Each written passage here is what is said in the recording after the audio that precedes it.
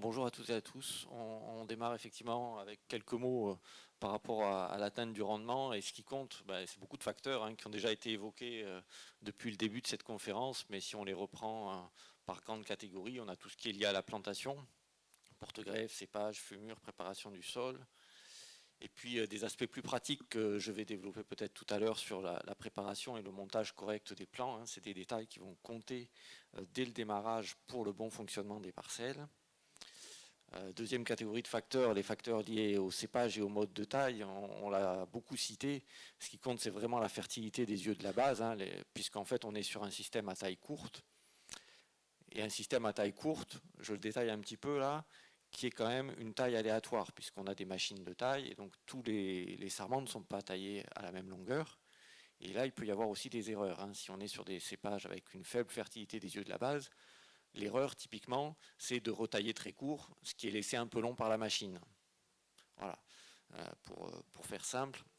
Et donc l'intensité de la reprise manuelle, c'est un enjeu de désapprendre ce qu'on fait généralement dans des systèmes plus classiques.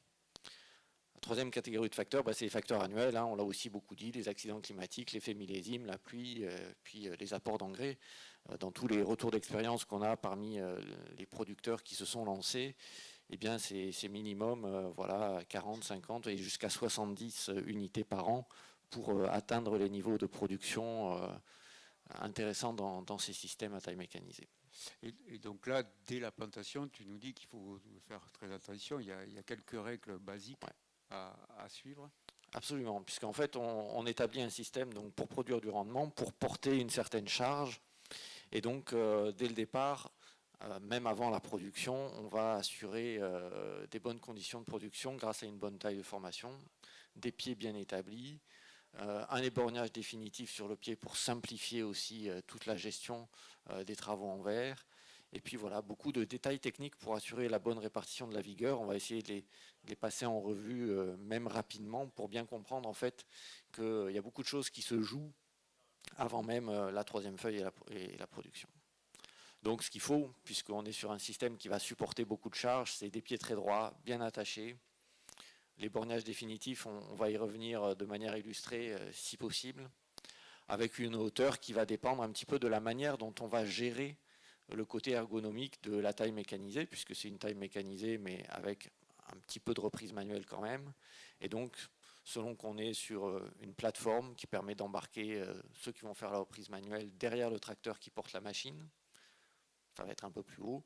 Si on a une reprise avec des gens à pied, c'est un peu plus bas.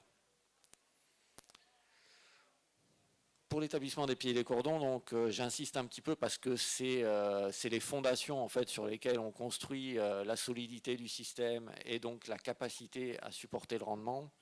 Un cordon unilatéral entouré sur le fil qui va jusqu'à l'autre pied.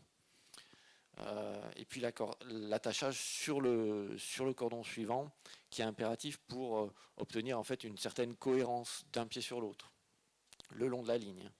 Ces illustrations très simples illustrent ça. Ici, pour les plus affûtés techniquement d'entre vous, vous voyez que le montage du pied il s'est fait en deux temps.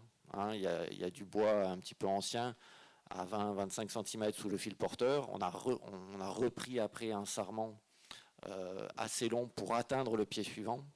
Et donc ça, c'est ce qu'il faut faire, typiquement, rabattre le pied, plus ou moins, pour obtenir la vigueur suffisante pour enrouler le cordon jusqu'au pied suivant.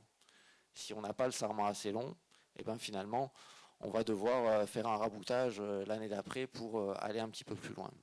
Et il y a un intérêt à faire ça en partant de dessous le fil porteur, vous le verrez après.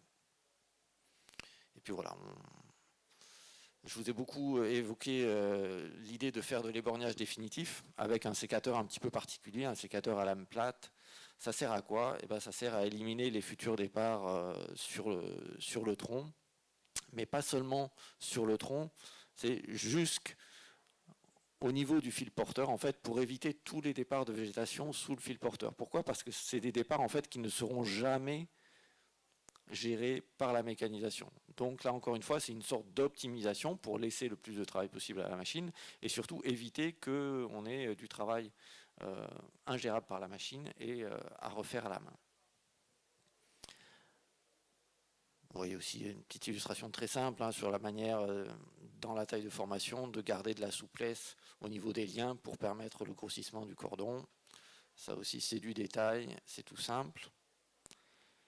Et puis, j'évoquais tout à l'heure l'intérêt d'avoir finalement une reprise sous le fil porteur pour pouvoir faire en fait un rayon de courbure sous le fil porteur afin de gérer plusieurs choses. Des aspects pratiques, comme on va le voir. Hein. Alors vous avez ce schéma un petit peu en tête pour faire ce rayon de courbure. Parce que si on fait un angle droit, voilà ce qui risque de se passer.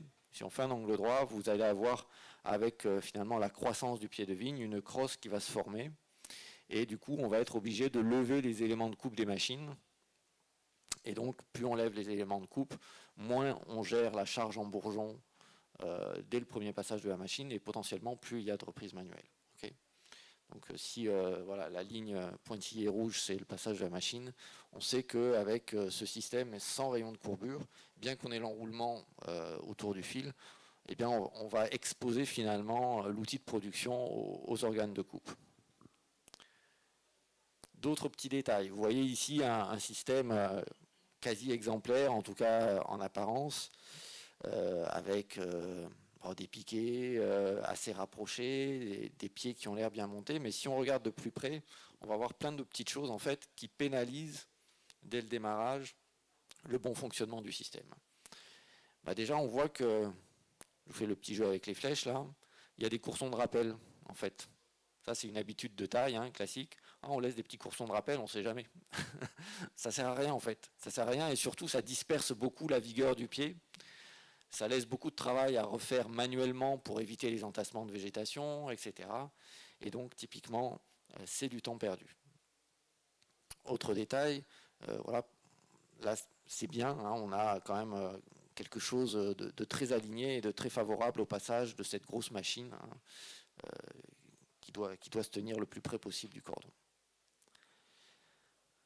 Un autre détail qui est en relation directe avec les bornages définitifs, le rayon de courbure, etc. Vous voyez qu'ici, en fait, déjà les pieds ne se rejoignent pas l'un sur l'autre, mais surtout, il y a un petit détail choquant, c'est que sous le fil porteur, vous avez des départs qui, là aussi, dispersent la vigueur.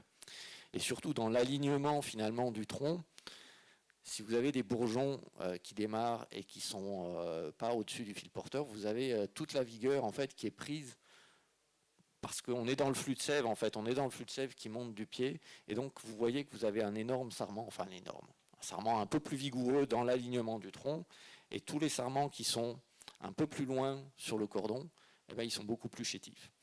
Donc ça, c'est une irrégularité de production qui est liée très directement à la manière dont on a fait l'implantation des pieds. Okay. Alors justement, cette implantation des pieds, elle est aussi liée aux investissements. On va parler des coûts tout à l'heure avec Serge Tintanet notamment, mais il y a la notion d'investissement qui est importante dès le départ. Absolument, Eric. En fait, là, on a parlé un petit peu de quelques détails techniques qu'on met en œuvre sur le pied de vigne, mais le support de tout ça, ça reste le palissage. Et le palissage, c'est ce qui va tenir justement les pieds, la production et le niveau de charge, le niveau de rendement qu'on souhaite obtenir. Et donc, je vais vous illustrer ça en quelques images. On a affaire à une mécanisation qui est très poussée, dans laquelle on veut limiter la reprise manuelle, et dans laquelle surtout on veut, parce que c'est très mécanisé, favoriser la régularité des machines, parce qu'on va gagner du temps. Donc, on a un système qui va porter beaucoup de raisins, enfin, qui est destiné à porter beaucoup de raisins, et on l'a vu, il y a de la variabilité, mais... donc ça va jouer, parce qu'on est aussi sur des parcelles, vous avez pu le voir sur les premières illustrations, des parcelles d'un seul tenant, des rangs extrêmement longs. Donc là aussi, ça veut dire qu'il y a une charge sur la longueur qu'il va falloir répartir, qu'il va falloir soutenir. Ce qu'il faut éviter, ça va être tout ce qui est torsion lié à cette charge et lié à cette répartition de la charge sur des longueurs importantes. Il faut éviter les torsions des pieds, il faut éviter les crosses sur le cordon, on l'a vu tout à l'heure avec cet angle droit. Il faut éviter les vagues sur les longueurs du rang parce que voilà, là on a beaucoup de charges, des piquets assez espacés et vous voyez que les piquets, les pieds ont ployé. Et donc ça c'est très difficile à suivre pour les machines en fait. Si on veut vraiment faire suivre ce type de cordon à une machine, il faut des automatisations très poussées. Et puis de toute façon, on va être beaucoup moins performant, beaucoup moins rapide que si on a un rail bien droit, bien établi, bien régulier. Alors ça se joue à tous les niveaux du palissage. Je ne vais pas faire un cours sur le palissage, mais simplement vous sensibiliser à différents éléments qui permettent d'assurer en fait que ça fonctionne bien. On commence par l'ancrage, avec quelque chose de plus costaud que sur les vignobles traditionnels, des grosses amarres, des piquets bien enfoncés, de l'angle sur les piquets de tête, et puis on va voir quelques détails sur les piquets de tête qui permettent justement d'assurer la tenue à la charge. Alors, ça va être des choses très simples, très physiques, c'est-à-dire on va aligner en fait les éléments pour éviter la torsion. Puisque ça va tirer fort sur le fil, on a intérêt à avoir un piquet et un fil porteur bien centré. Là, typiquement, on n'est pas très centré, et vous allez le voir par rapport aux images suivantes, et donc il va y avoir une torsion latérale qui peut se faire, et à partir du moment où on a une torsion latérale, et ben, du coup, c'est plus difficile avec les machines, on expose potentiellement les pieds de vigne aux organes de coupe des machines, on est moins performant, et donc on perd du temps. Pour éviter ça, il y a des choses très très rigides, qui tiennent vraiment la charge et la torsion, et avec des systèmes de fixation qui permettent d'avoir un centrage vraiment du fil porteur par rapport au centre même du piquet. Ça marche, ça supporte beaucoup de charge, mais évidemment, c'est un peu plus cher à l'installation. Il y a d'autres façons de faire, avec le même principe, c'est gros, c'est costaud, et le fil porteur est bien centré sur cet élément pour éviter la torsion. Si on parle des piquets intermédiaires maintenant, alors déjà il va falloir un peu plus de piquets intermédiaires que sur un système classique, là où vous avez 6 à 7 pieds de vigne entre chaque piquet intermédiaire, là vous allez en mettre simplement 4 ou 5 entre chaque piquet. Donc plus de piquets et des piquets bien enfoncés, encore une fois, pour supporter la charge qui va être appliquée. Et donc vous commencez à le voir sur cette illustration, l'aspect de l'attache, en fait, la tenue du fil porteur sur le piquet intermédiaire est très importante pour éviter justement que les pieds partent sur le côté, pour éviter les affaissements, etc. Donc il y a différents systèmes. Je ne peux pas être exhaustif aujourd'hui, Eric, on n'a pas le temps, mais voici quelques illustrations des manières de fixer en fait le fil porteur de manière cohérente et durable au niveau du piquet intermédiaire.